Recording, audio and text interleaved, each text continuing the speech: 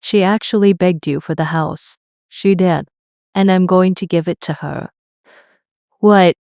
Are you insane? After what she did to Dad? I'm not insane. I'm strategic.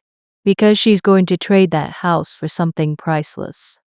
She's giving me my father's name back. Hey everyone. That's me, the daughter. I read all the comments on my dad's posts. And I just want to say thank you. Seriously. Knowing a part of him is still alive here means a lot. And I have no plans to ever take it down. The call came on a Tuesday, just before dawn. I think a part of you is always braced for it. But it still knocks the wind out of you. The hospice nurse's voice was so gentle. Though, she said he passed in his sleep. That it was peaceful. My first thought wasn't about the disease or the long fight. It was just this wave of relief. He didn't suffer at the end. The autopsy later confirmed he had a heart attack. After all the pain he endured, it felt like some small mercy, a final quiet exit that he deserved. But this is the thing about my dad. Even in death, he was a planner.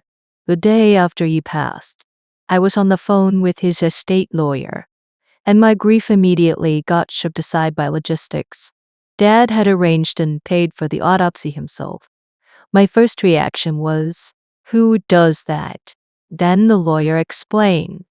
Dad's note said, I don't want Jane using my death as a tool. He knew she might contest the will by claiming he wasn't of sound mind because of his illness or pain medication. He was already playing chess while the rest of us were just trying to process the empty board. It made me so proud and so incredibly sad. I had to be a general executing his final strategy when all I wanted to do was curl up and cry. We followed his wishes to the letter.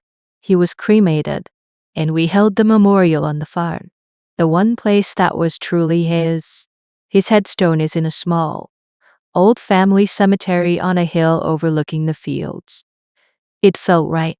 We spent a whole afternoon during spring planting taking turns mixing the rest of his ashes with the soil as we went. He always said he wanted to be a part of the land. And now he is. The whole thing was quiet, private, just family. The most surreal part, though, was a call I got from the funeral director a few days before the memorial. He cleared his throat and said, regarding the service on the farm, your father's instructions mentioned a specific exclusion. We can provide discreet security to handle that, so the family isn't disturbed. My stomach just clenched. There it was again. I was trying to write a eulogy, and I had to think about guest lists and security like I was planning a goddamn corporate event. We hired them. Of course, Jane never showed.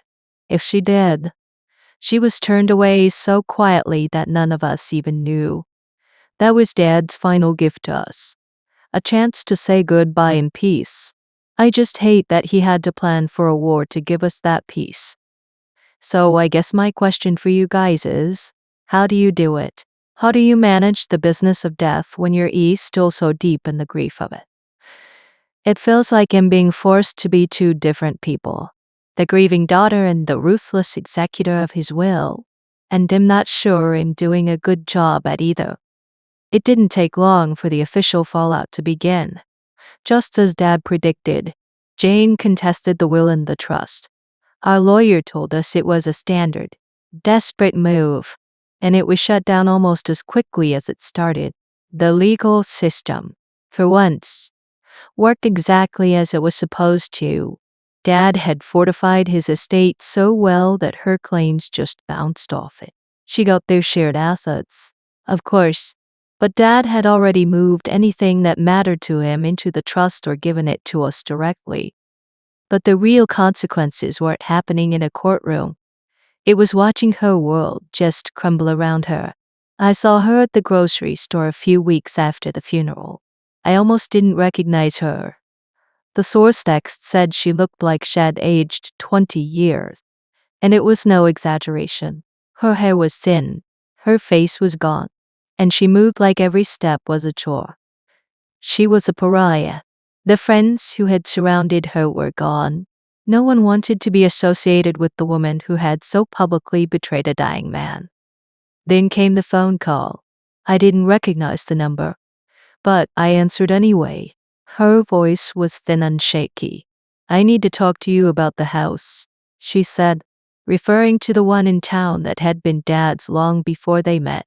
I have nowhere else to go. My first visceral reaction was a cold, hard no. My mind was screaming it. This woman had made my dad's last years a living hell, and now she wanted a handout. But I held my tongue, and in that split second of silence, another thought pushed its way through. Dad never cared about that house. For him, it was just an asset, a tool, and suddenly, I saw how I could use it as one. Two. What do you want? Shame? I asked, my voice flat. She launched into a pathetic story about her life being over, how the house was the only thing she had left of him. My brain was just buzzing, trying to process it. What's the situation here? She's desperate. What are my options? I can say no and kick her out, which feels good but leaves a loose end. Or, what does this mean for me? What do I really want? The answer was crystal clear. I wanted her gone, not just out of the house, but out of our lives, out of our family's history.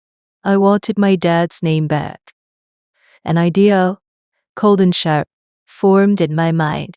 I'll make you a deal, I said, cutting her off. The line went silent. You can have the house.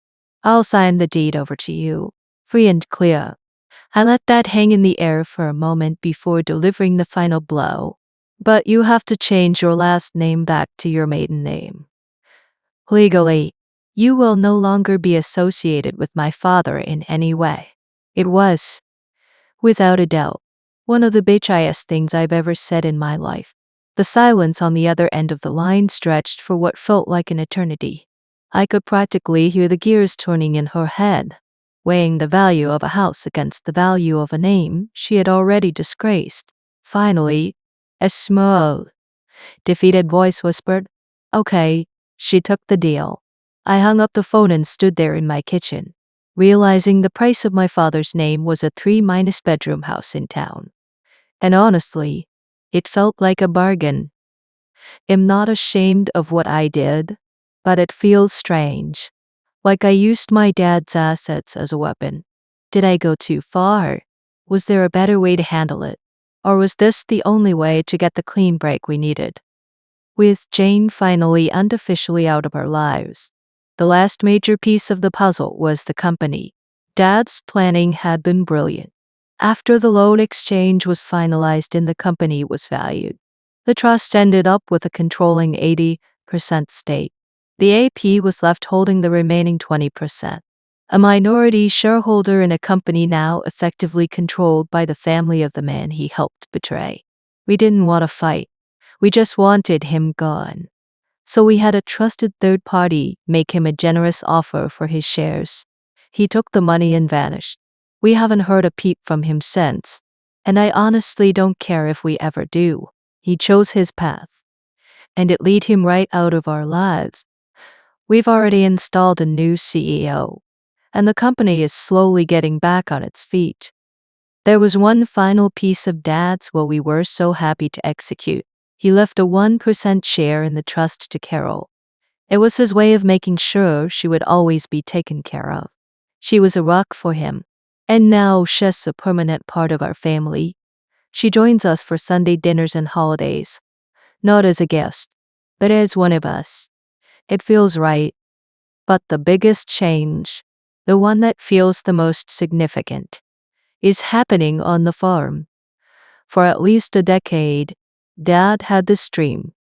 He'd unroll these big blueprints on the kitchen table, showing us the plots he'd mapped out for each of us, where we could build our homes. We could all be here together, he'd say. We always smiled and nodded, but we never took it seriously. Looking back, I see now that we never believed it was possible as long as Jane was in the picture. The thought of her living there permanently made the whole idea toxic. I've been so angry with myself for letting her have that much power, for letting her poison a dream that meant so much to my dad. Well, not anymore. A few months ago, my brother and I were out walking the property, and we just looked at each other. It was unspoken. We both knew what we had to do. We're doing it. My husband and I have already picked out a site on a ridge overlooking the creek. My brother and his wife chose a spot in the West Meadow, and we all agreed that Dad's house, well, it shouldn't be empty. We asked Mom and her partner, Steve, if they would consider moving in. It just feels right for that house to be filled with love and laughter again. My brain is still trying to process it all. For years, the farm was a place of quiet obligation, and then a place of deep grief. I had to ask myself, what does this place mean now? What do we want it to be? Standing there with my brother, watching the surveyors mark out the foundations, I realized we're not just building houses. We're building the future Dad always wanted for us. He wanted us to be close, to cherish each other. In the end, he got his wish. He taught us how fragile life is, and in doing so, he pulled us all closer than ever. So, once again, thank you all for listening and for the support you gave my dad. You were a part of his journey, and we're grateful for every one of you. Happy Father's Day. Dad, we miss you, and we're finally home.